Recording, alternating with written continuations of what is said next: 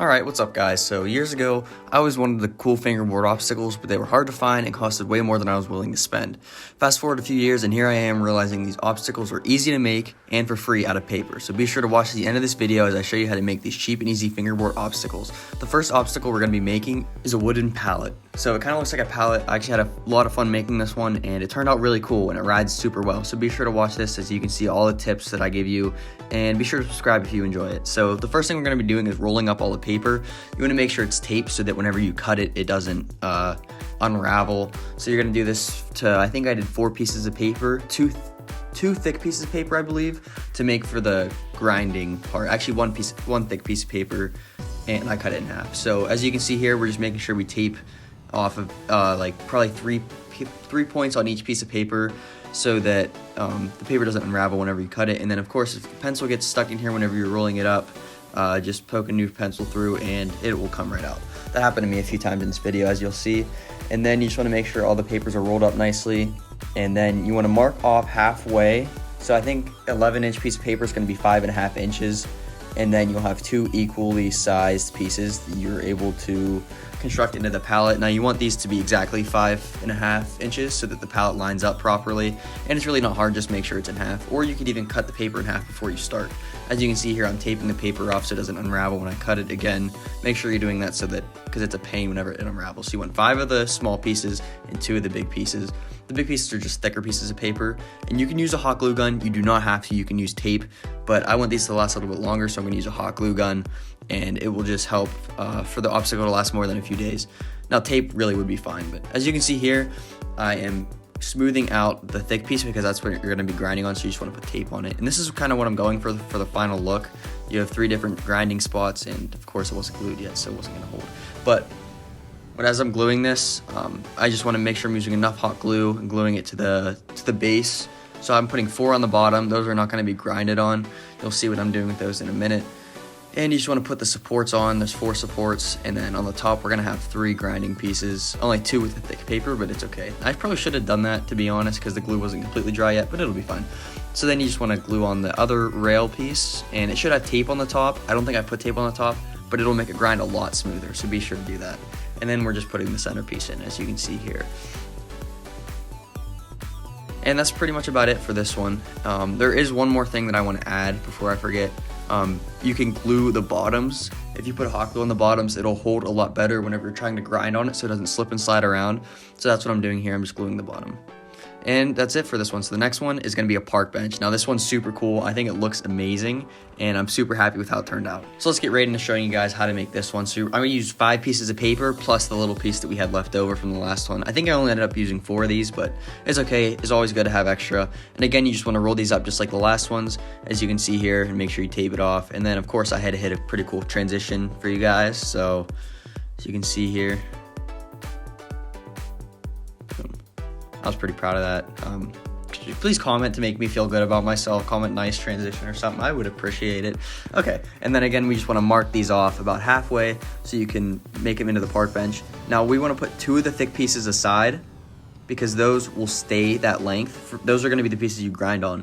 Now these pieces are going to be the supports for the bench, and you want to cut these actually here in a second. I'm taping them off to make sure that they don't unravel. And then this is going to be about 5.5 inches, so I thought 2 inches would be good to cut off for the lower part of the bench. So you want to cut 2 inches off, make sure it's taped of course, and then this should give you enough room so that we can make the park bench. And then this is the leftover piece that we had. It's a half piece of paper. You want to cut it in half, so it's going to be about 2.75 inches. Again, it doesn't have to be exact, but make sure it's half, just so that it's even on both sides of the bench. This is going to be another piece of the support for the side of the bench. So after this, you want to be sure to hot glue it on, or tape it on. Of course, as I said, tape still works, it just won't last as long. Hot glue is probably your best bet because it dries fast and it's easy to work with, but you can use other glue also. And then you just want to glue it on like this, and these are going to be your sides of the bench, and I think they look pretty good so far. So from here, we just have the supports to put on. And actually, I'm going to put the rails on first. These are going to be the parts that you skate on. So we're going to make sure we make this smooth, and we're just going to put tape on it, as you can see here. This will help it to ride nice and smooth and just be an overall better bench. So we're going to glue these to the very front and the very top of the bench, because those are going to be the places that we're going to grind on. So as you can see, I'm hot gluing it here. This was stupid. I probably should have had a way better setup here. I was like getting scared because I thought the glue was going to dry too fast. But as you can see, we got it done. I just glued the rail instead of the bench and ended up holding pretty well. So once that dries, I just put the top on. It's the same deal. Just make sure you put enough glue on it. And it's kind of hard because there's a hole in the bench, the top of the bench, so the glue just falls in. But you can like just glue it on and then glue around it to further support it if you need to. And then of course, as I said, these are the pieces you're gonna grind on.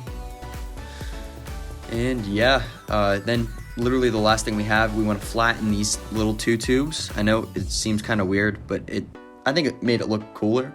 Maybe not. You can try it. If you guys try it yourself, send me a picture, and I'm just curious how it looks if you don't fold them. So yeah, you want to just make them flat and then cut them in half. You should have already marked them if you followed along in the video. If not, it's fine. You can just mark them now. 5.5 inches. So then we're just going to glue these down to the base to make it look like a park bench, and I think it looks super cool. So yeah, and then it leaves room for the grinding space so that whenever your board is grinding, it doesn't have to get in the way of the slats on the park bench. So yeah, you just glue these on. 4 was enough for me. You might have to use more if you would like. I mean, it really doesn't matter. It depends on the thickness of your paper whenever you roll it. But yeah, that's about it for the bench. And then of course, we're gonna put hot glue on the bottom just to make sure that it stays, and whenever we're skating it doesn't like move around. So yeah, here's the final result of both of them. I think they turned out really cool, and I'm super pleased with how they turned out. As you can see by my weird facial expression, we're not going to talk about it. But yeah, also let me know what you think of my new setup. I just had that done a few days ago. And then here's the final result, park bench and pallet. I think they look amazing. So let me know in the comments what you guys think of them. And yeah, just comment literally whatever. I'm replying to all of your comments. So yeah, be sure to comment and let me know what new paper stuff you want me to make, or anything really you want me to make. And as you can see, these are super sturdy. Turned out really nice. The hot glue really held well. So yeah, I'm very pleased with them, and we're just gonna get into a little sesh here at the end of the video. So yeah, thank you guys for watching.